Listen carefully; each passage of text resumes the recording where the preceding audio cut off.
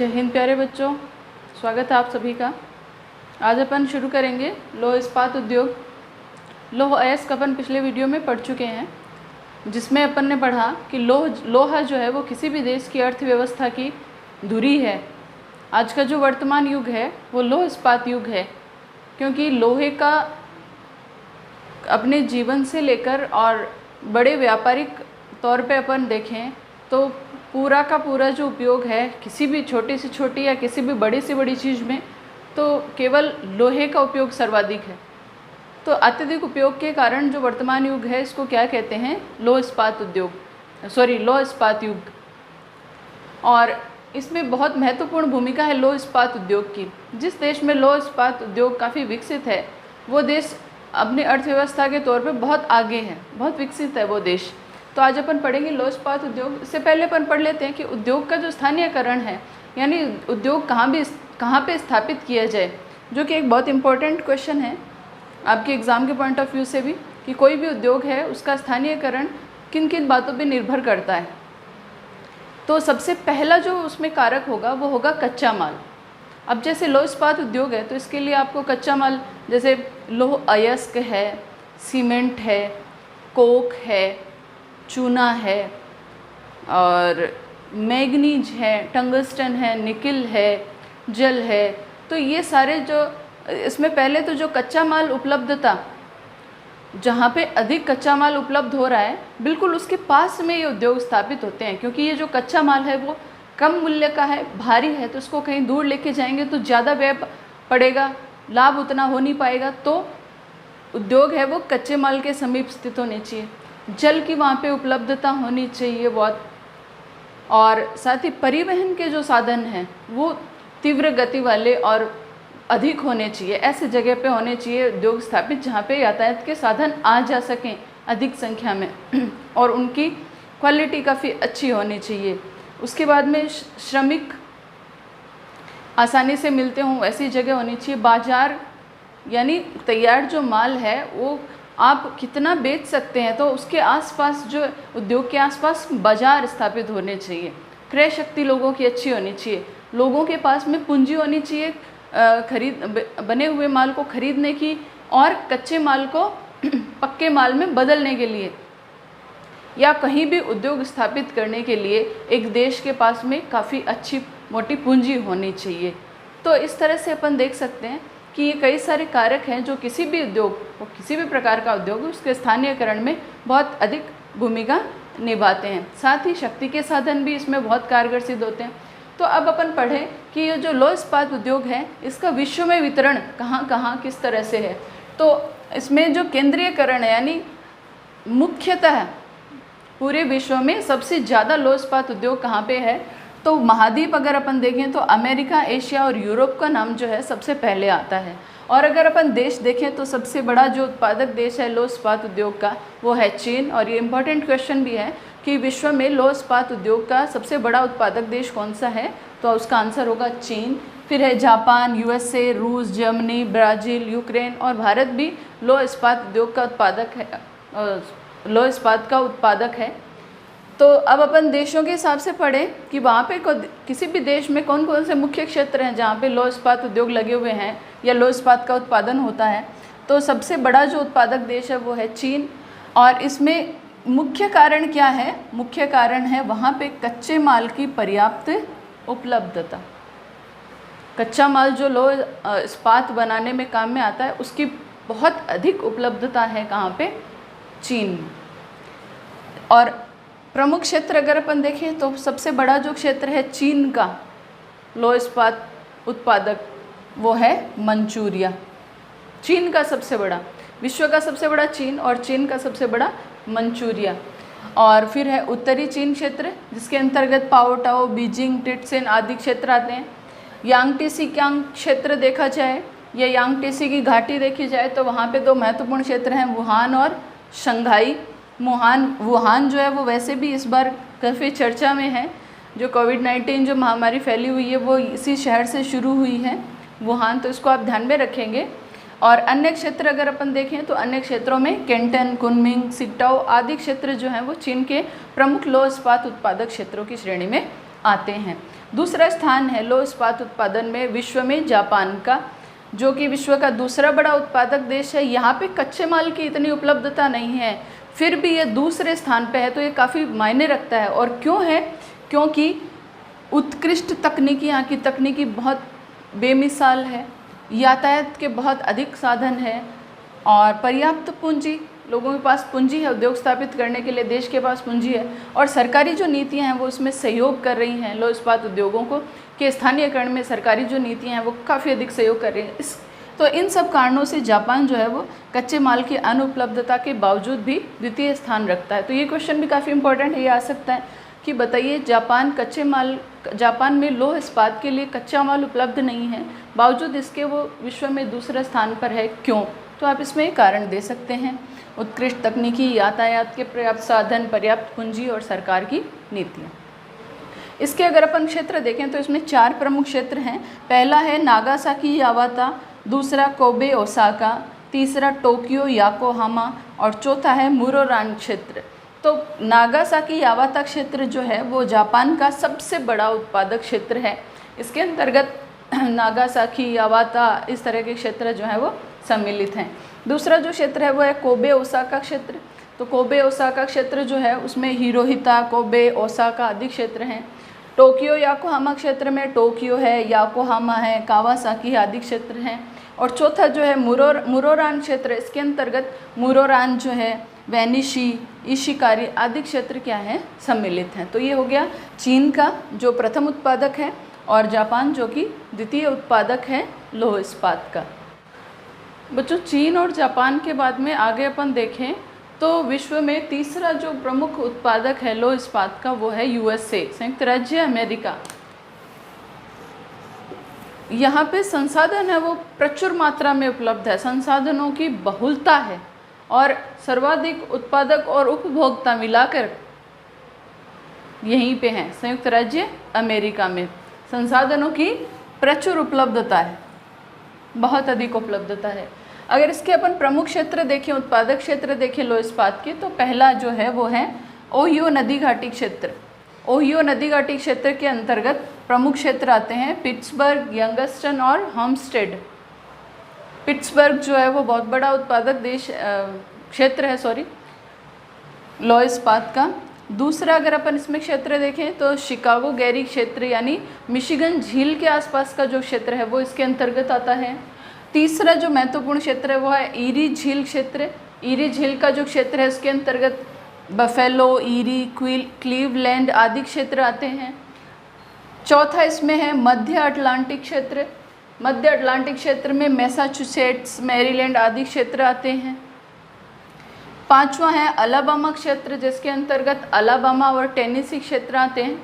और अंतिम है पश्चिमी क्षेत्र, प्यूब्लो, सैन फ्रांसिस्को और लॉस एंजलिस जैसे क्षेत्र हैं वो इसके अंतर्गत आते हैं। तो बहुत बड़ा अपन देखें कि लगभग पूरा यूएस से आ गए इसके अंतर्गत, तो बहुत बड़ा उत्पादक और उपभोक्ता साथ में कौन है, यूएस से। और रूस में अगर अपन देखें तो रूस भी प्रमुख उत्पादक क्षेत्र है लौह इस्पात का। यूराल क्षेत्र जो है रूस का वो सबसे पुराना उत्पादक क्षेत्र है लौह इस्पात का। इसके अलावा मध्यवर्ती क्षेत्र है जिसमें मॉस्को, लेनिनग्राद आदि क्षेत्र आते हैं। और साथ ही कुज्नेत्स्क क्षेत्र जो है वो भी लौह इस्पात उत्पादक क्षेत्र है। तो ये हो गया विश्व में वितरण। और विश्व के अंतर्गत ही अगर अपन भारत में देखें कि लौह इस्पात उद्योग की भारत में क्या स्थिति है, जो काफ़ी इम्पोर्टेंट भी है। तो भारत में अगर अपन देखें तो सबसे पहले भारत में लोहा पिघलाना, उसको ढालना, उसका इस्पात बनाना, ये काफ़ी प्राचीन समय से चला आ रहा है। भारत में भी लोहे के काफ़ी अधिक भंडार हैं। तो प्राचीन काल में लोहे से इस्पात तैयार किया जाता था किस जाति द्वारा, अगारिया जाति द्वारा। भारत में अगारिया जाति द्वारा प्राचीन काल से ही लोहे से इस्पात तैयार किया जाता था।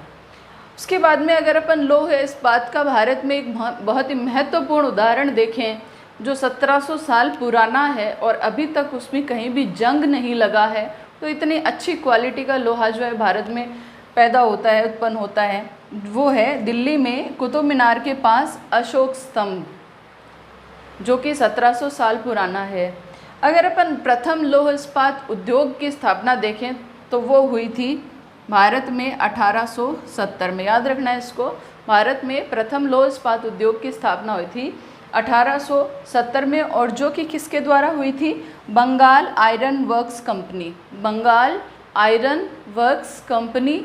और ये लौह इस्पात उद्योग का प्रथम संयंत्र था जो कि भारत में स्थापित हुआ था। कहाँ पे? कुल्टी में। बंगाल आयरन वर्क्स कंपनी द्वारा स्थापित किया गया था। कुल्टी जो कि पश्चिम बंगाल में है वहाँ पे स्थापित किया गया था और सन 1870 में ये स्थापित किया गया था। तो बच्चों, भारत जो है वो विश्व का एक प्रमुख उत्पादक देश है लौह इस्पात का। इसका पायदान चौथा, तीसरा, पांचवा इस तरह से हैं। तो 1870 में जो प्रथम संयंत्र लगा कुल्टी में, उसके बाद में वर्तमान जो स्वरूप है लौह इस्पात उद्योग का, उसकी आधारशिला रखी किसने? जमशेदजी टाटा ने। जमशेदजी टाटा ने 1907 में 1907 में इन्होंने वर्तमान स्वरूप की आधारशिला रखी। कहाँ पे संयंत्र स्थापित किया? सांकची में। संयंत्र इन्होंने स्थापित किया सांकची में, जिसको वर्तमान में जमशेदपुर कहते हैं इनके नाम के ऊपर ही। और जो संयंत्र स्थापित किया उसका नाम था टिस्को। ये भी बहुत इम्पोर्टेंट है, टिस्को का पूरा नाम आता है कभी कभी, तो इसका पूरा नाम होगा टी टाटा, आई आयरन, एस स्टील और सीओ कंपनी, यानी Tata iron and steel company. Tata iron and steel company कब स्थापित की? 1907 में। कहाँ स्थापित की? सांकची में। किसके द्वारा? जमशेदजी टाटा के द्वारा। और आगे इसके बाद में अगर अपन देखें तो 1918 में बर्नपुर पश्चिम बंगाल में जो संयंत्र स्थापित हुआ उसका नाम था इसको Indian iron and steel company.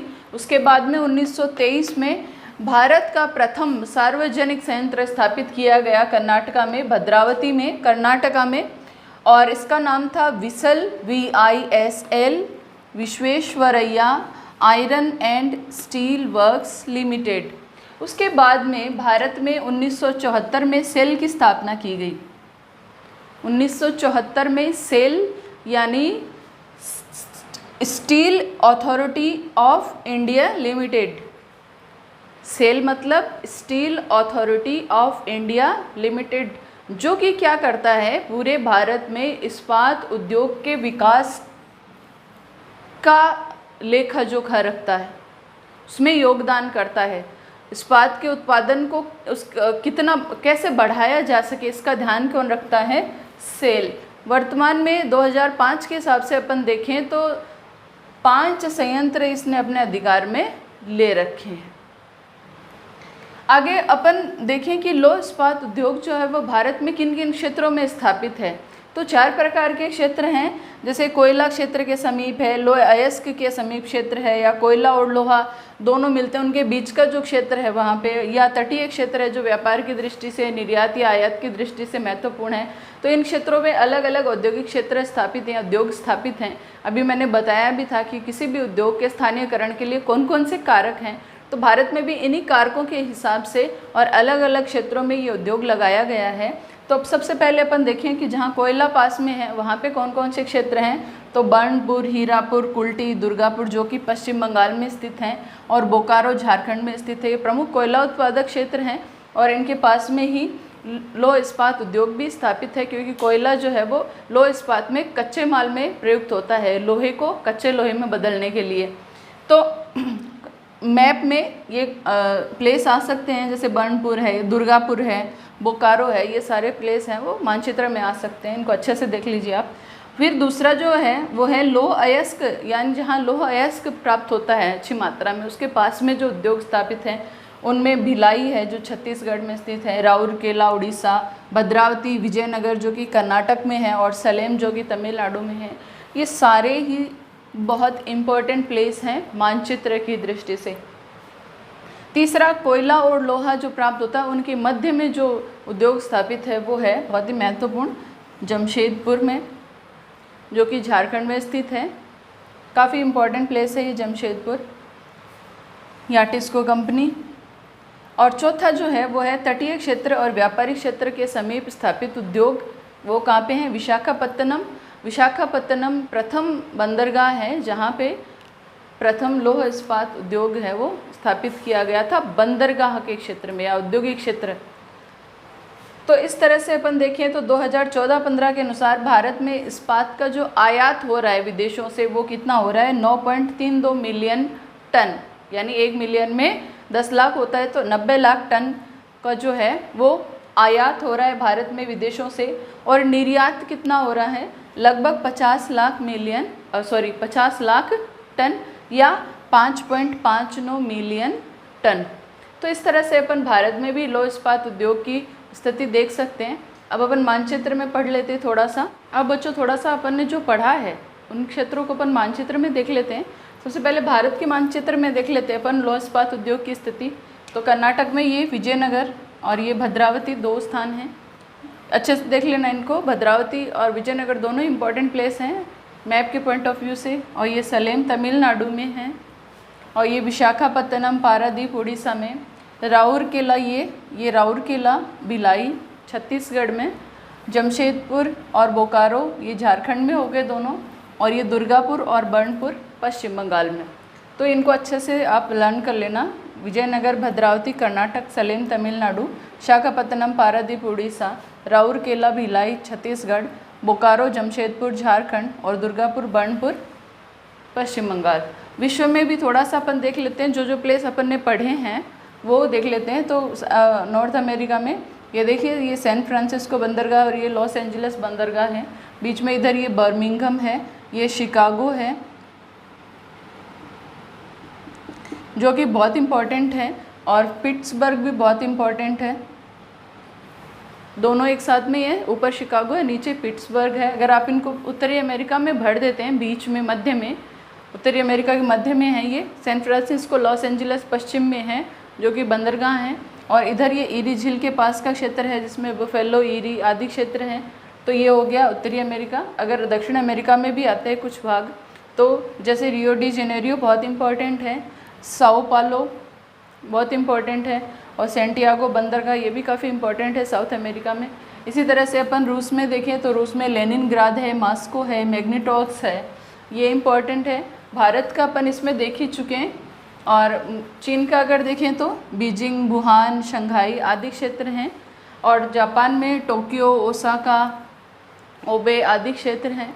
तो इस तरह से अपन थोड़ा सा मैप को भी अगर अपन रीड कर लेते हैं थ्योरी के साथ साथ, तो अपना टॉपिक है वो काफ़ी अच्छे से अपने आप ही आपको याद हो जाएगा। तो इस तरह से अपना ये टॉपिक कंप्लीट हो गया लौह इस्पात उद्योग। अगर आपको वीडियो अच्छा लगा है तो प्लीज़ कमेंट कीजिए और चैनल को सब्सक्राइब कीजिए।